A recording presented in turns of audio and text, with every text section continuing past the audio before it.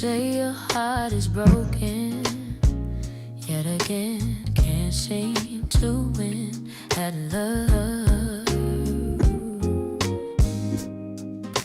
And then you find another, too fast, can't last, slow down before you declare that it's love.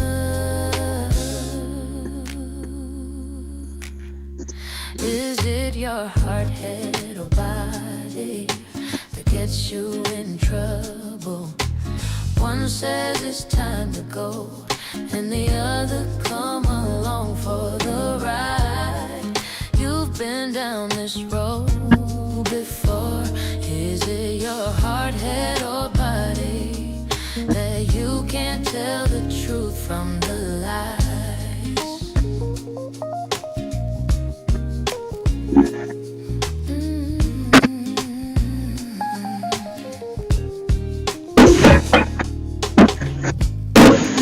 Promises you keep making, time love will find a way. Stay strong, stay strong, but answers never hold steady. Endless echoes in your mind. Don't run before you declare that it's love. Is it your heart, head, or body that gets you in trouble? One says it's time to go, and the other come along for the ride. You've been down this road before. Is it your heart, head, or body that you can't tell the truth from the lie? From the lie, from the lie, from the lie, from the lie. Is it your heart, head, or body that gets you in trouble? One says it's time to go, and the others come along for the ride. You've been down this road before. Is it your heart, head, or body? You can't tell the truth. You can't tell the truth from the lie. From the lie. From the lie. From the lie. From the lie. Is it your heart, head, or body that you can't tell the truth from the lie? From the lie.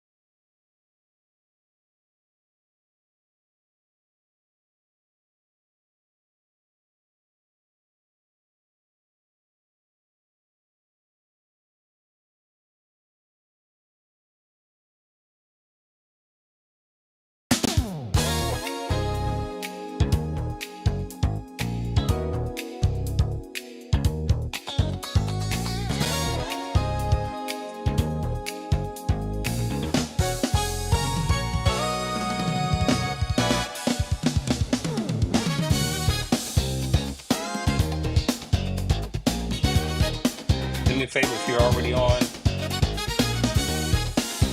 can you like and can you please like, please share, please comment? Because I'm by myself tonight. I don't want to feel like I'm just like I just will turn around and talk to this mask. So help me out.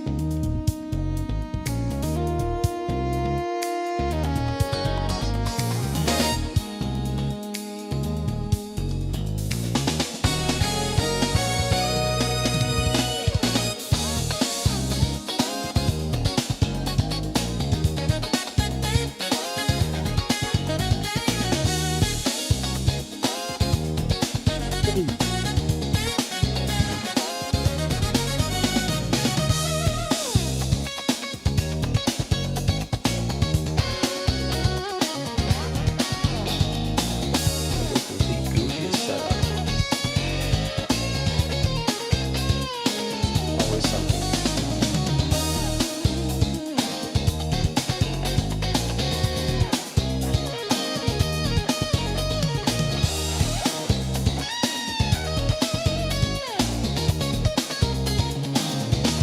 All right, let's do it.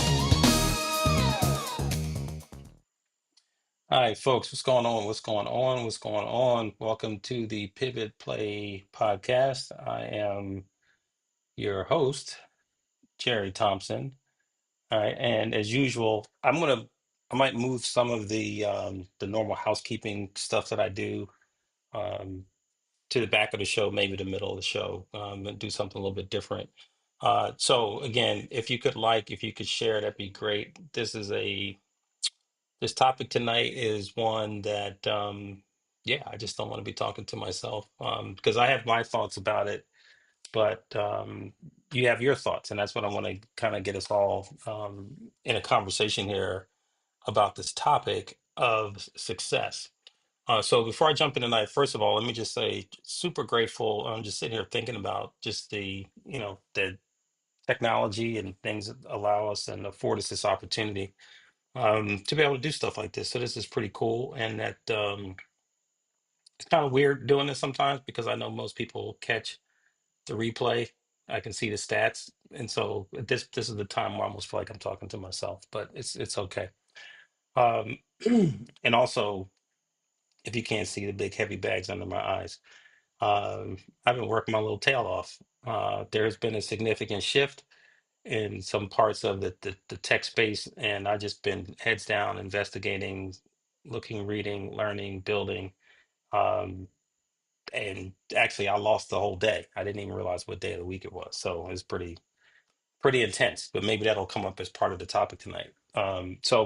Maybe we'll talk more about that. And other things that are coming up is rebuilding the Pivot Play podcast website. Some of you all didn't even know there was one because I didn't talk about it. But about 95% of the way through rebuilding a new site. The other one's been out there for a long time, wasn't really that functional, which kind of doesn't make any sense. Thank you, Dana. Today is Monday. Is it? See, I had to think about it. Well, I think you're right, though. I think it is Monday. I'm looking on my computer. It says Monday. I trust my computer. So yeah, so rebuilding the site, it's time for an update, but it's going to bring some things that we haven't had in the past. So before, it's another way to go see, previous episodes. If you don't want to go all the way to YouTube and look forward, you'd be able to go to the website. But I'll be putting some other information out there, some articles and some of my other thoughts, but also some new digital products that I've been working on. So one of them, the first one will be released, is actually based on this particular topic that we're going to be talking about tonight. I thought about like we can have the conversation, but I don't want to leave you empty-handed. Like I want to give you something so you can continue to develop this, maybe even share this with others. So that'll be coming, and these digital products going to be really inexpensive, but I think highly valuable, and spending a lot of time working on them to make sure that there's depth and there's usefulness, that you get value out of it. So the 9.99 or whatever they're going to cost, and then that'll be a way for people to be able to get in touch with me for individual coaching. And there's a couple other products, services that we have that I want to be able to just make things more readily available. So anyway, all right, so let's get into it, because we may not need to be here long, because what I need to say about this, I could say in just a few minutes. Um, but again, I do want the conversation. So again, if you are on, please like, please share. Really happy to have you guys here. Chime in on the chat. That helps us out too. All right, so let's talk about this topic of success. And this is a tricky one. And if you saw the invite, like we talk about success in terms of a fingerprint, and we talk about it in terms of a fingerprint because it is that individual. And I think this is something that every person gets to define for themselves. Problem is, by the time we learn that, that we can define it for ourselves, we've probably been pursuing someone else's definition. So if you would, if you're in the chat, just give me a line. Tell me how do you define success? Or maybe the better question is, do you feel that you have defined success for yourself? Or did you inherit someone else's expectation of you in terms of success? And this kind of comes a lot of different ways. So yeah, just throw something in the chat, kind of let me know where we are with this. But what I'm going to say here, I'm hoping is going to be really helpful to some of you who have struggled, because I think that the way that we interpret this when we're in our 20s versus when we're in our 30s, our 40s, our 50s, and beyond is very, very different, right? Our priorities change, our position in life has changed, our experiences change, what we know changes. But really, what you have done by the time you get into your 40s and your 50s is you have a trajectory, right? And now it's just a matter of time. So let me see if I can do this visually. It's just tough to do this way, but so this is flat, right? And this is so that trajectory, that's zero. This so if I look at it today and I look at it 10 years from now, it's right where it was. But even the slightest little uptick up, notice over time how much further or upward I can go. So your trajectory is pretty much set. It's just that time is going to finally say where you will, quote unquote, end up, if you will. So the way I want to do this is I'm going to share a slide deck with you. So I'm going to get real tiny here. Um, and we'll be, as long as it takes me to get through these, right? Okay, make sure that's not on the screen. All right, we're calling this the geometry of happiness. And it's not, if you know me, I don't really use that word a ton. I'm not super invested into happiness, as it were. I think that is a mistake that we can make from time to time, as people go really hard in the paint on happiness. And I think that there are just better ways to be able to judge, measure, and figure out kind of where you are in life. I mean, I've seen people, put it all on the table for happiness or a moment of happiness, but then those moments are fleeting. So I rather base mine on the amount of peace and joy that I experience in my life. And then when my moments of happiness come, then I embrace them. I want to be able to live them to the fullest. All right. So, anywho, so let's just jump into it. Right. And the start is right here. Right. And it's the societal definition of success, I think, has failed us, right? In terms of what it is that you're supposed to have, what it is that you're supposed to do, what are you supposed to drive, where do you live, what are you supposed to wear? And I think because of that, you see people get themselves in a lot of trouble. They dig themselves into deep financial holes. Like I always marvel at people who I know are not high earners but have like $1 million lifestyle. It just has always been interesting to me. But then if you can read some books like Millionaire Next Door, there's people who can be multimillionaires and you wouldn't know it because they have such a modest lifestyle. But there's people who are going after that. They got to do the trips, they got to do this. It doesn't, you know, do the trips, come back off the trip, can't pay their light bill. You know, get the car thinking about, what the monthly payment is, not realizing you're going to have that monthly payment for 3, 4, 5, 7. Now, they're add on as many years as you want. Um, one second, I'm going to clear my throat. 1 second here, people.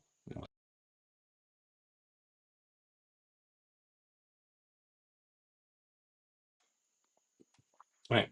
Thank you for your patience.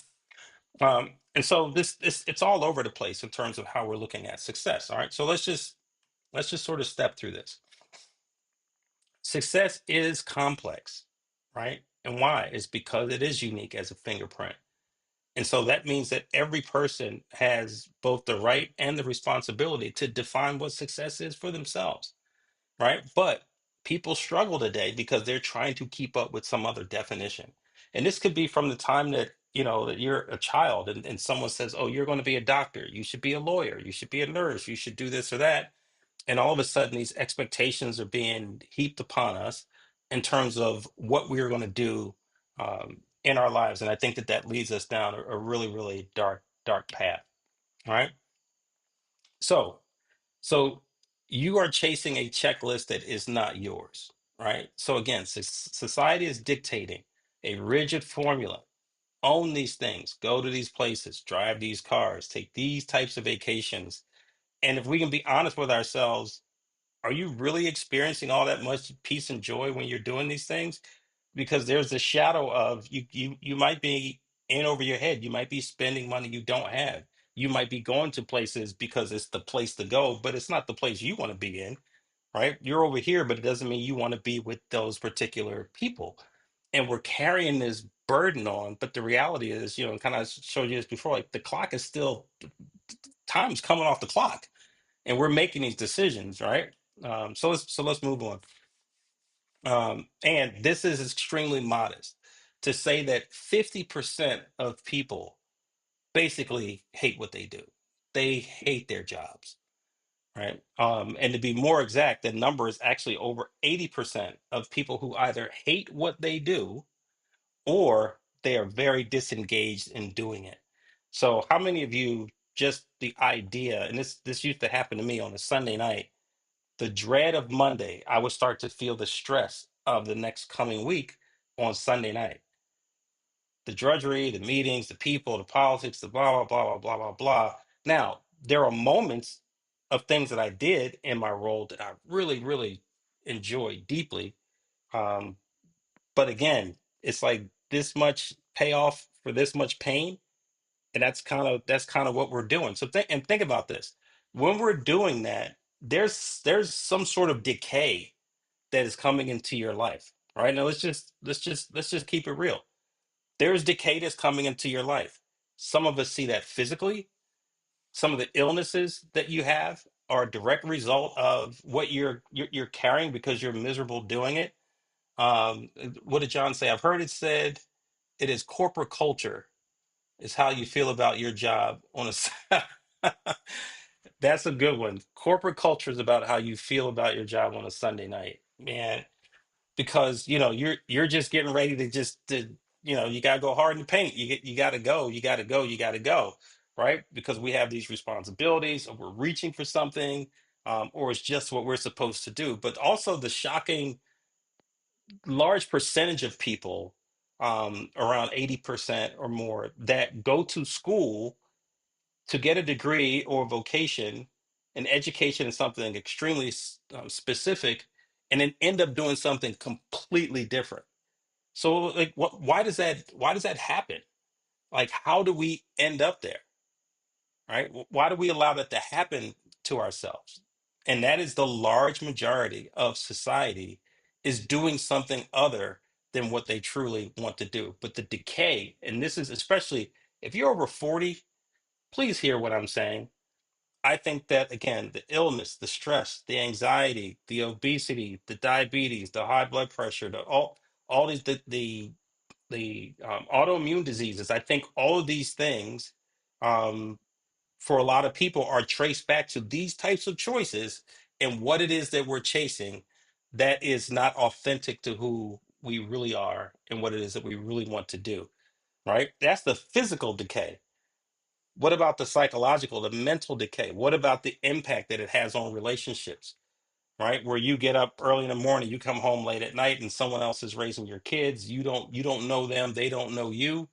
And that can even happen in relationships, right? You get to a certain point, you're looking at this person that you lay next to. It's like I don't know you, and you don't know me because we've been so heavily invested in pursuing this other thing. All right, and so here's what I'm saying. Let's let's just chill for a second, right? We're not going to add another thing to the list, and we want to boil this down to something that is so super simple, that even a child can understand it. Because what I'm going to share with you is actually what I share with my children, right? As they were reaching adulthood and making those decisions about what they were going to do and how they were going to, initiate their adult lives, right? And it is these two lines, right? Super simple. It is what you want to do and then how you want to live. It's just those two things. That's it, right? Let me show it to you.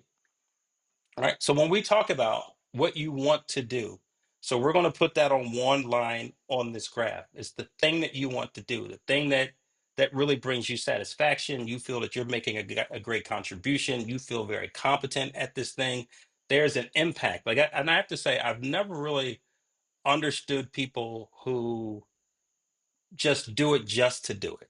Like it's just, and I understand sometimes the job um, is the means to an end. I understand that, but I don't know that that's supposed to go on for 10, 15, 30 years, right? And we're gonna talk about that in terms of the what you want to do, because this is one of the first choices that we make that will have an impact on what our life is going to become. And you think about it, and so so let's say you have a young person, they're 20, 21 years old, and they decide they're going to go into the military. But they know going into that situation, at least they have some understanding that they might be asked to make the ultimate sacrifice, right? Meaning that in defending this cause or this country, that they could, in fact, lose their lives, but they are doing it and willing to do it to allow other people to have a level of freedom, right? And so if you think about it, throughout at least all of modern history, a lot of the casualties of war are really young people who then don't have the opportunity to have families and watch them grow up and go to the graduations and the barbecues and all those other things that happen, or really get to develop fully to see what their contribution could be if they were given themselves to express themselves in some other way other than having a gun in their hands, right? But they'll never get to see that. And so that flame gets extinguished very early on. And we know that. But think about it though. Some people who are not wearing a uniform, who are not in the military, are making that same type of decision every day. A buddy of mine worked for a company, he's in sales, and I won't say his name or the name of the company, but very large company, very fast paced, a lot of stress, a lot of pressure. And it's like, produce or be gone, produce or be gone, produce or be gone. And not long after he got there, one of the guys on the sales team died of a massive coronary, like just right there, just dropped dead. And it's almost like a scene out of a movie, right? If you think about it, this guy drops dead, everyone stops and looks, and then a few seconds later, they're just cart him off and they're just back to what they were doing. And there was some conversation about that. And some of the people basically said, "Hey, I got to do what I got to do. If I die doing it, at least my family will be okay." And some of you have done the exact same thing. You are going hard in the paint, knowing that you're wearing yourself down, knowing that you're wearing yourself out, knowing that you're depleting yourself, knowing that you're abandoning relationships. Some of the relationships you would want to have, you can't have because you don't have any availability for those relationships. So while you're not wearing a uniform, some of you are doing the exact same thing for whatever your reason is, right? Whether it is for the thing or for the person, people are laying it out just like that. And so the first thing we want to talk about is, do we have integrity in terms of what it is that we do? Are we pursuing something that is stressing us out and making us sick? Right? So if you hate the what, you cannot fix the how, right? Because it's what you want to do and then it's how you want to live, right? So look at the questions. Am I making my maximum contribution? Am I free from vocation induced misery? That's a big one. Are you free from job induced, career induced misery? Is this the thing that you truly want to do? And that's a pausing moment. That's a think about it moment. All right. Again, if you come on, please like and share. But that's a seriously think about it. That's a being honest with yourself moment. Are you doing the thing that you truly want to be doing? And then if you're not doing that, what is the impact? What is the trade-off? What is the cost? Because you can make that decision, but you have to understand that then there's a trade-off. There's something you're doing now that may mean there's something you may want to do later. I was kind of joking earlier and saying, at this age, well, I think I got the skills. I don't know that I should be trying to get on an NBA team today. I just don't know if that should happen. Right. Um, I made other choices at the time where I needed to be building those skills and building visibility, right, to be able to do something like that. Not, I don't know if I would have made it to the NBA. Let's keep it a buck. I mean, I was decent. I don't know if I was like that. But you understand what I'm saying? And then you get down the road, and then people are carrying regret over the things that they didn't do. But you have to know that you made those choices. You signed up for those outcomes. You signed up for those consequences. You may have signed up for that benefit, right? I'll tell you this other story. When I worked in healthcare, at a very noted rehab hospital in Philadelphia. So you have a lot of very highly recognized physicians and specialists there. What was really shocking to me is to find out how many of them self-medicate, drugs, alcohol, all kinds of things just to get through a day.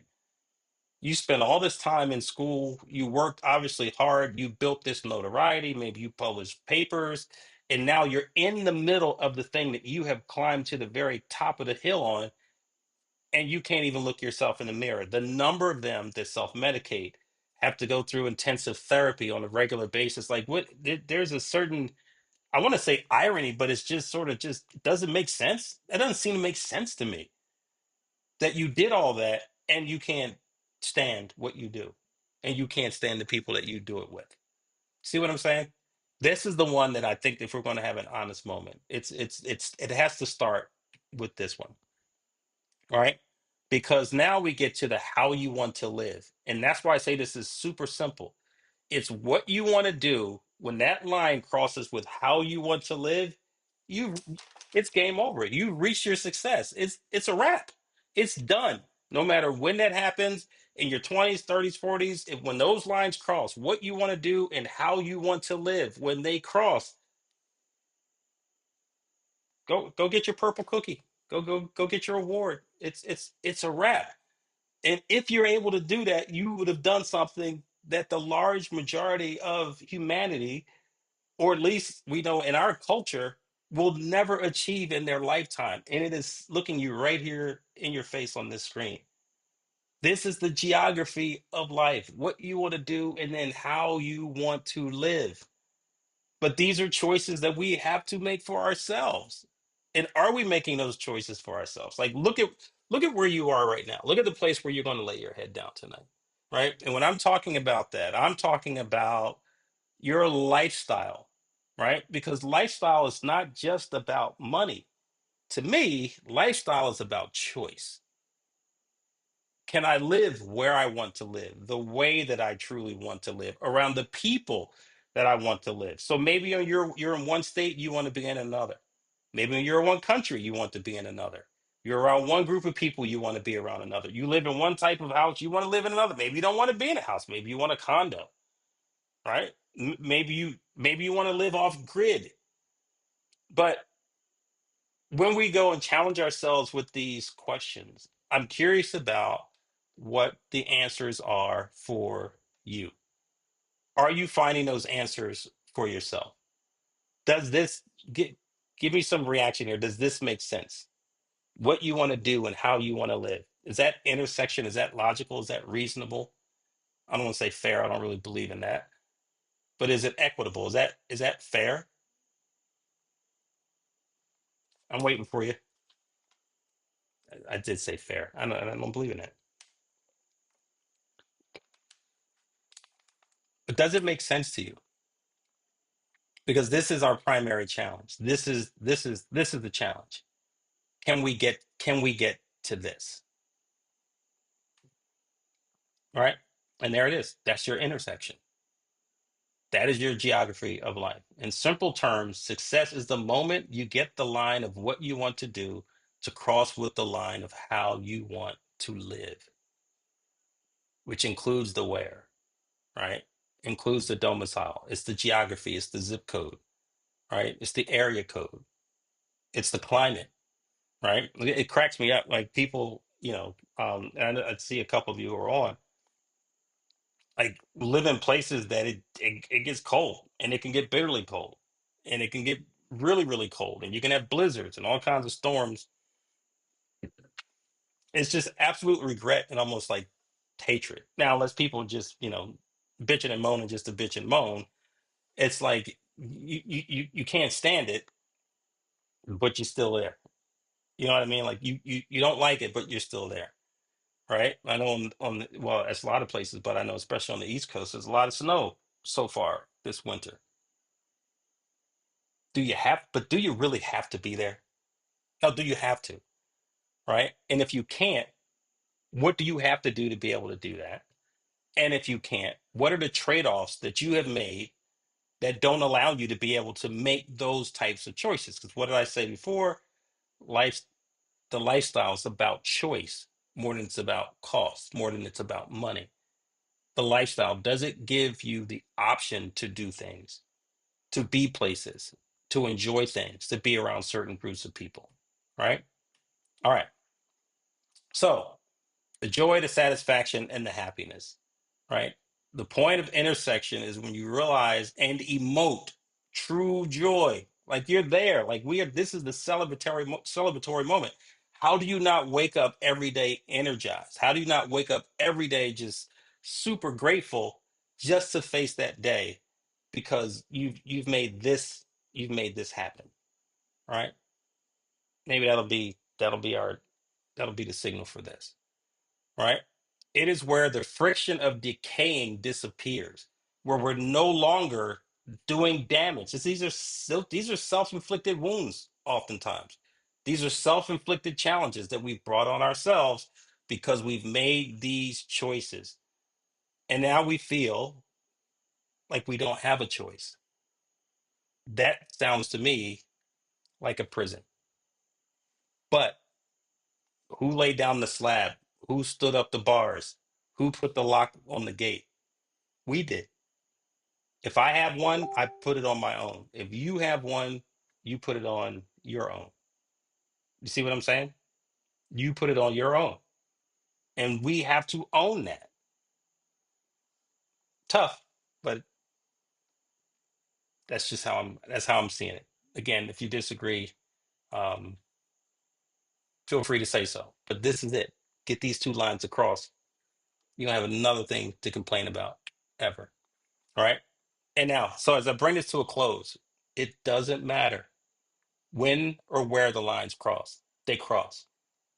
All right. So if we look at high altitude, so we're going to assume that that is someone who must, that what they want to do, it's a big thing and it's going to bring them big, huge rewards. Yay. They made it. And hopefully with integrity, they made it, right? They got them to cross and it just happened to be there. But look, even if it's at low altitude, I've met people who are so content and joyful with little to the point that I didn't believe them, right? Because I was used to just you push, you get more, you go, you drive, you go, you more, and like no, they're like I love my life. I love the simplicity of my life. You see what I'm saying? And I respect that. But when I first heard people say things like that to me, it's like I didn't believe them. I just didn't believe them. You see what I'm saying? Or maybe it's at mid altitude, right? But again, doing what you want to do, living the way that you truly want to live. This is all we're talking about here. All right. And so now, where are your lines? Have you defined what you truly want to do? Has this conversation at least caused you to rethink it a little bit and then define how you truly want to live? And where do those lines meet? How do you get them to meet? Right? That's really the challenge. That is the challenge. How do we get those lines to meet?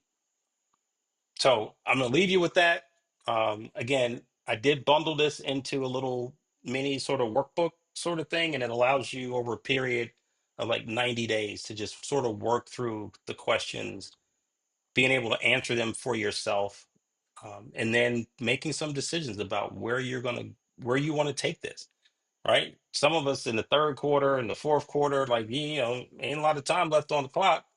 I'd have to think, unless I'm gonna live to be 120, right? I have more years behind me than I do in front of me. I want to live those years a certain way, right? And so for me, I think some people would be wanting to ramp down.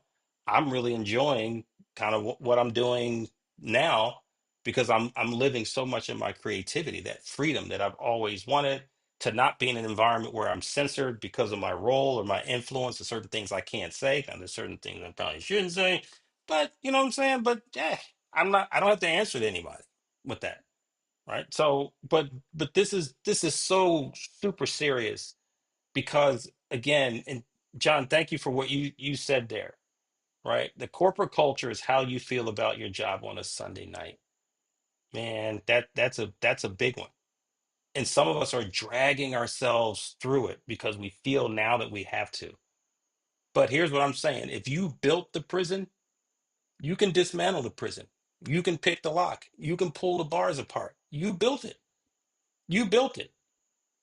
Even if it's not easy, even if it takes some time, the fact that you have that intention, right? So I'm gonna say this last thing and let you go. So when I say I'm not heavily invested into happiness, I think that peace and joy are much better metrics of how your life is going, right? Because peace and joy can exist with you in any state of life, which is wonderful, right? And then my moments of happiness, I lean into them and I want to live them all to the fullest. But I'm not depending on happiness to fuel me 24 by 7 because it's a ridiculous notion in a world as an adult with responsibilities, with 8 billion people on the planet and all kinds of things happen that are outside of my control. Anything can disrupt my happiness, but I don't have to allow anything to disrupt the level of peace and joy that I experience. So again, what is success? It is your fingerprint. You get to define that for yourself. The one I'm offering to you, though, is you've reached that success when what you want to do crosses the line of how you want to live. That's it. That's what we want to do. Make sense? All right. See, this is what happens when I'm here by myself. Like we're so out of here. Like right now. So some of you just coming on, thank you. Catch the replay. It'll be up in just a few it'll be up in a minute on the Facebook page. But yeah, thank you all. And so we'll be back to the interviews. And there's one, two, three, four. I think there's four left. So we'll get those in. And then I'm going to talk to you guys about some cohorts and some other stuff that I want to do. All right. Hey, John, are you up on Open Claw? Hit me up, man. You talk about that. All right. Anyway, y'all, peace in the streets.